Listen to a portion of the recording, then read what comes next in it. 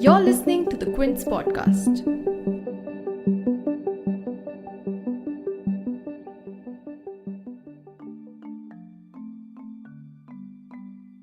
What will a Biden-Harris presidency mean for India?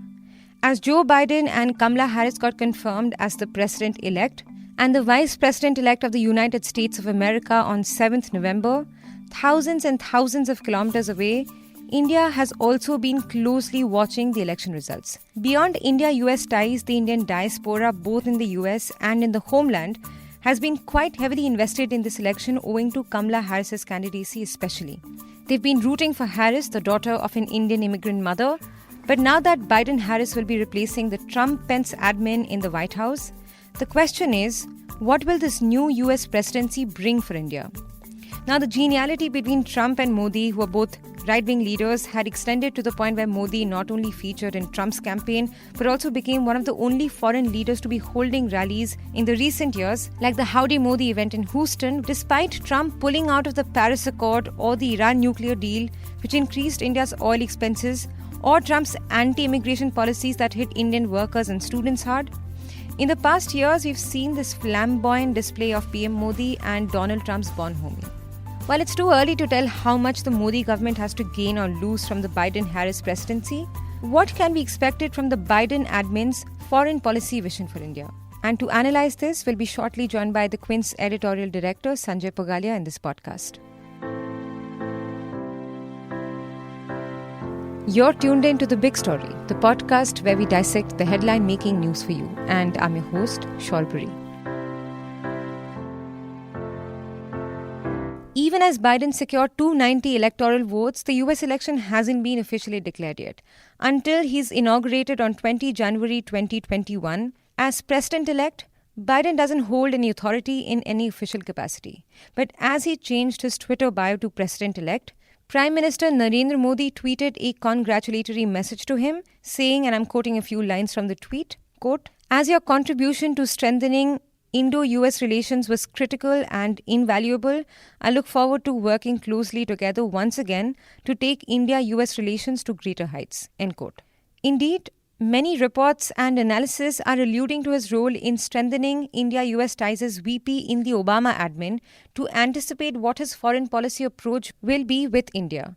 Among other things, it's under this admin that the US had elevated India to major defense partner in 2016, had signed the India-US nuclear deal, and had formally declared its support for India's membership in the UNSC. Since Biden already has history with India, in what ways will his presidency impact India?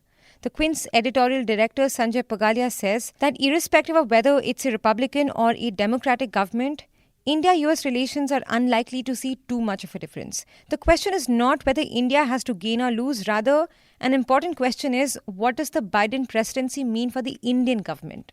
Democrat हो या Republican, Bharat के संबंध America से बहुत गहरे हैं और किसी एक पार्टी के आने जाने से बहुत फर्क नहीं पड़ता। लेकिन शायद चूंकि हमारे प्रधानमंत्री नरेंद्र मोदी की स्टाइल जो है डिप्लोमेसी की, वो बहुत पर्सनल है और ट्रंप से बहुत ज्यादा दोस्ती उन्होंने प्रदर्शित की है, इसलिए यह सवाल खड़ा हो रहा होगा। तो इसका सिंपल जवाब यह है कि भारत के लिए बाइडेन का आना एक अच्छी बात है। भारत सरकार के लिए हो सकता है कि डेमोक्रेसी के सवाल पर, ह्यूमन राइट्स के सवाल पर ट्रंप जिस तरह से ट्रांजैक्शनल मोड में रह करके भारत को कुछ कभी नहीं कहते थे, शायद डेमोक्रेट्स के राज में वैसा नहीं होगा। लेकिन ये कोई बहुत बड़ी बाधा, बहुत बड़ा कांटा एक रास्ते में खड़ा हो भारत और अमेरिका के संबंधों के बीच, ऐसा नहीं है। And speaking of human rights, even as the Modi government ushered in the NRC and CA policies or abrogated Kashmir's special status triggering widespread student and civilian protests, the Trump admin chose to look the other way. This despite the US media also being deeply critical of what they see as human rights abuses taking place under Modi's rule in India, even going on to calling him, quote-unquote, divider-in-chief. But Biden and Harris, on the other hand, have been vocally critical of the happenings in India. Throughout his campaign, as he criticized Trump's authoritarian rule, Biden had also stressed on strengthening democracy. To that effect, in his agenda for Muslim American communities, Biden condemned the Modi government's NRC-CA as being, quote, inconsistent with the country's long tradition of secularism and with sustaining a multi-ethnic and multi-religious democracy, end quote. as Kashmir went into a severe clampdown following the abrogation of Article 370. Although Kamala Harris initially wasn't among those Democrats who had condemned the action, later in September 2019, while she was still a candidate in the Democratic primaries, her views were quite outspoken, and she had said, and I'm quoting a line again, quote, "We have to remind Kashmiris that they are not alone in the world. We are watching," end quote. So can we expect pushbacks against Modi government over allegations of human rights abuses? As Mr. Pogalia said, perhaps there won't be silence on these matters unlike the Trump admin, but it's not expected to make the India-US ties thorny either, especially because US considers India as one of its key allies against China. He says it's a matter of whether Biden takes an aggressive approach against China like Trump did or a diplomatic approach. Bharat पर क्या असर होगा, ये इससे तय होगा कि America चीन के बारे में क्या पॉलिसी बनाता है।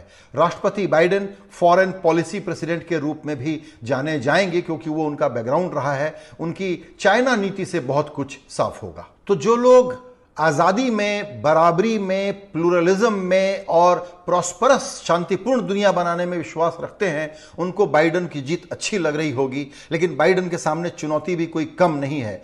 कोविड पहली चुनौती, इकोनॉमी दूसरी चुनौती, पैसे जुटाना तीसरी चुनौती, चाइना के साथ क्या संबंध को मैनेज करना है, टकराव वाला या वापस बातचीत वाला या दुश्मनी बढ़ेगी, ये दूसरा बड़ा सवाल होगा। While from controlling the COVID situation in the US to rebuilding the economy and fighting systemic racism, there's already a lot on Biden's plate.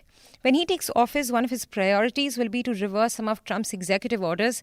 That includes lifting the suspension on the H1B visas. And that's essentially something that Indian immigrants in the US and students are looking forward to.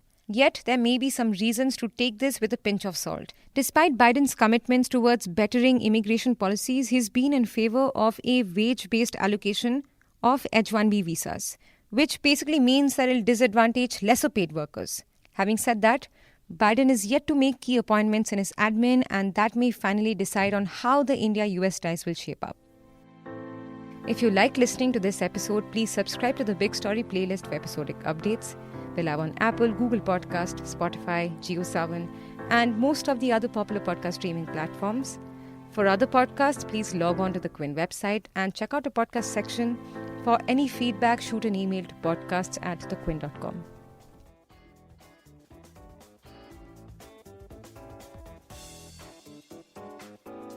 Thanks for listening. Log on to the Quint's website and check out our other podcasts.